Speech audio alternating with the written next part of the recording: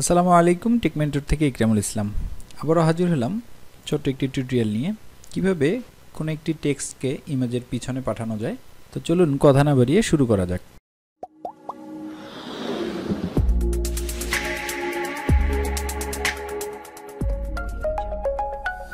প্রথমেই আমরা যে ইমেজটা নিয়ে কাজ করব সেই ইমেজের একটি কপি করে নিলাম কন্ট্রোল জে দিয়ে। এরপর ইমেজের ব্যাকগ্রাউন্ডটাকে আমি সিলেক্ট করব অথবা ইমেজটাকে সিলেক্ট করব। তো আমি এখানে দেখছি যে ব্যাকগ্রাউন্ডটা ব্ল্যাক আছে, একটা কালার আছে, তো একটা কালারকে সিলেক্ট করা খুব সহজ। তো এই জন্য আমি ম্যাজিক ওয়ান টুলটা নিচ্ছি।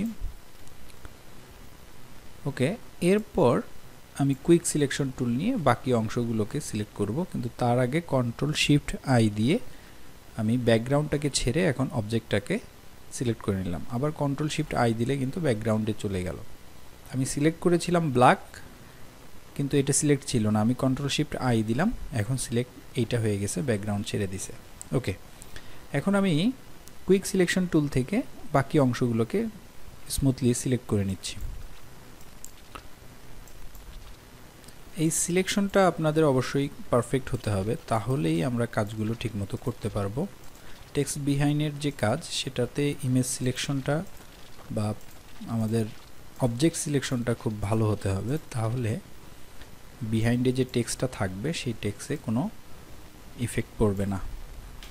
ওকে, এই ব্ল্যাক অংশটি কিন্তু আমাদের সিলেক্ট হয়নি, সিলেক্ট করে দিলাম।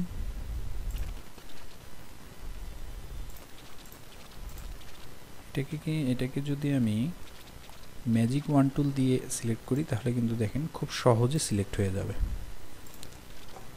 ওকে, এবার নিচে আমি এই অংশটুকুকে বাদ দিতে চাচ্ছি, সেটা কিভাবে, আমি রেক্টেঙ্গেল মার্কিউ টুল নিলাম, এটাকে অল্টার চেপে যদি আমি সিলেক্ট করি তাহলে এই অংশগুলো চলে যাবে, সিলেকশনটাকে ছেড়ে দিচ্ছে সে, আমার তাহলে কষ্ট কমে গেল।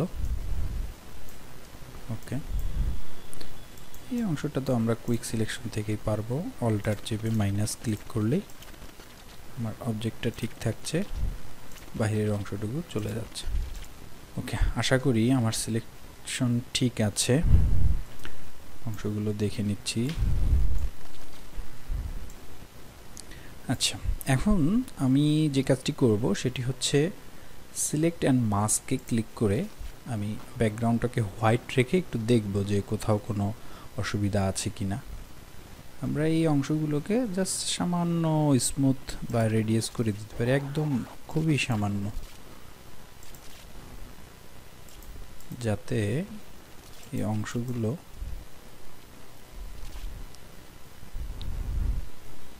ওকে, আশা করি ঠিক আছে।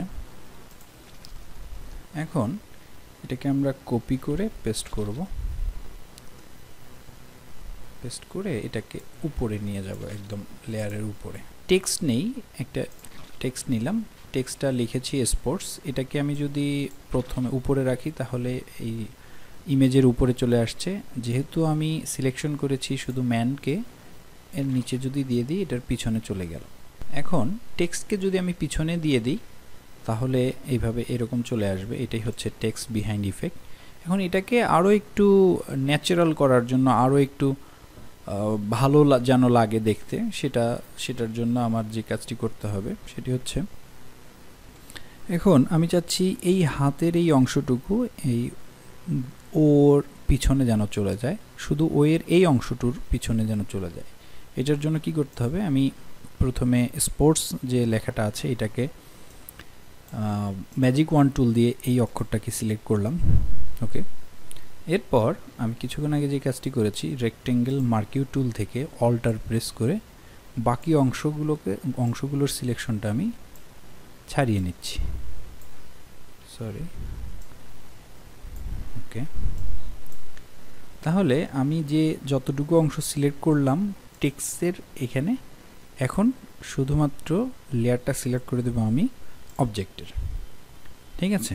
এরপর কন্ট্রোল এক্স যদি আমি করি তাহলে আমি সিলেক্ট করলাম ওকে, কিন্তু এরপর যখন আমাদের মেইন অবজেক্টকে সিলেক্ট করে দেখিয়ে দিলাম যে এই অংশটুকে কেটে ফেলতে হবে, বাস চলে গেল এটার পিছনে।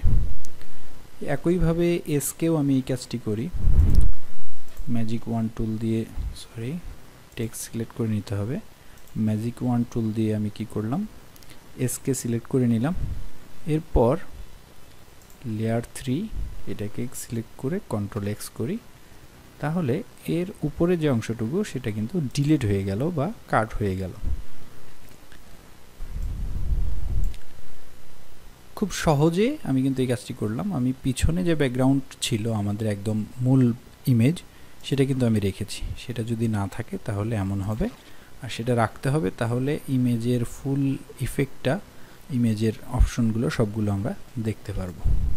আশা করি আজকে টিউটোরিয়ালটি আপনাদের ভালো লেগেছে। যদি টিউটোরিয়াল ভালো লেগে থাকে অবশ্যই লাইক করবেন, শেয়ার করবেন, আর যারা আমার চ্যানেলটি এখনও সাবস্ক্রাইব করেননি তারা চ্যানেলটি সাবস্ক্রাইব করে রাখবেন। ভালো থাকবেন, সুস্থ থাকবেন। আসসালামু আলাইকুম।